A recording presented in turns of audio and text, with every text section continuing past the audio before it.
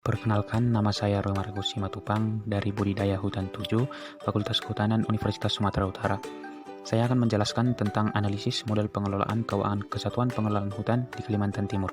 Kesatuan Pengelolaan Hutan atau KPH menjadi kebijakan transisi untuk meningkatkan tata kelola hutan dan juga diharapkan menjadi lembaga yang relatif mandiri secara finansial dan operasional. Salah satu gatra pengelolaan hutan adalah pemanfaatan hutan dan penggunaan kawasan hutan dengan menjalankan tugas dan fungsinya membuka peluang investasi guna mendukung tercapainya tujuan pengelolaan hutan. Tertulis di PP 06/2007 dan PP 03/2008.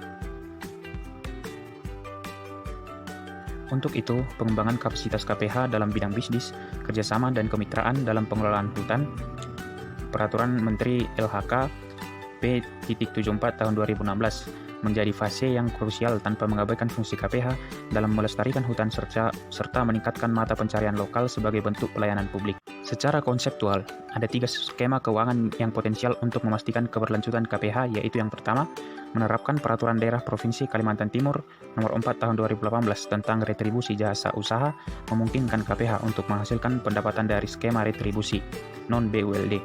Yang kedua, pengelolaan keuangan Badan Layanan Umum Daerah atau PPK BLUD diantisipasi menjadi salah satu opsi alternatif terbaik untuk mengelola pendapatan KPH yang diperoleh dari pemanfaatan hutan produksi. Dan yang ketiga, membentuk Badan Usaha Milik Daerah atau BUMD yang memungkinkan pemerintah daerah untuk menghasilkan laba dan berkontribusi pada pendapatan pemerintah. Metode yang digunakan untuk analisis secara umum yang pertama, tinjauan regulasi, kebijakan, dan literatur, dilakukan dengan menyusun matriks untuk memperoleh informasi mengenai aspek kunci dalam pengelolaan keuangan KPH. Yang kedua, reduksi data. Reduksi data meliputi penyeleksian data melalui deskripsi atau gambaran singkat dan pengelompokan data dilakukan ke dalam kualifikasi yang telah ditentukan. Yang ketiga, penyajian data. Penyajian data dilakukan dalam rangka mengorganisasikan data yang merupakan kegiatan penyusunan informasi secara sistematik dari reduksi data sehingga memudahkan membaca data misalnya melalui infografis. Yang keempat, triangulasi data. Triangulasi data dilakukan untuk mengecek keabsahan data. Triangulasi data dilakukan dengan cara mencocokkan semua data yang diperoleh dari semua sumber yang telah diperoleh, yaitu hasil observasi, hasil wawancara, dan dokumentasi untuk dianalisis. Yang kelima, analisis data.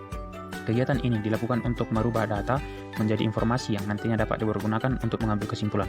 Dan yang keenam, penarikan simpulan dan rekomendasi kebijakan. Penarikan simpulan adalah pemberian makna pada data yang diperoleh dari penyajian data.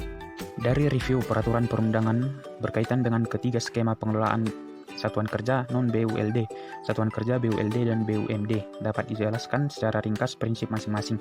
Yang pertama, non-BULD, Dasar Hukum Undang-Undang 28 Tahun 2009 tentang pajak daerah dan retribusi daerah. Interpretasi terhadap undang-undang ini bahwa pengelolaan keuangan dari pemanfaatan usaha KPH adalah dengan mengenakan retribusi daerah, yakni pungutan daerah sebagai pembayaran atas jasa atau pemberian izin tertentu yang khusus disediakan dan diberikan oleh pemerintah daerah untuk kepentingan orang pribadi atau badan.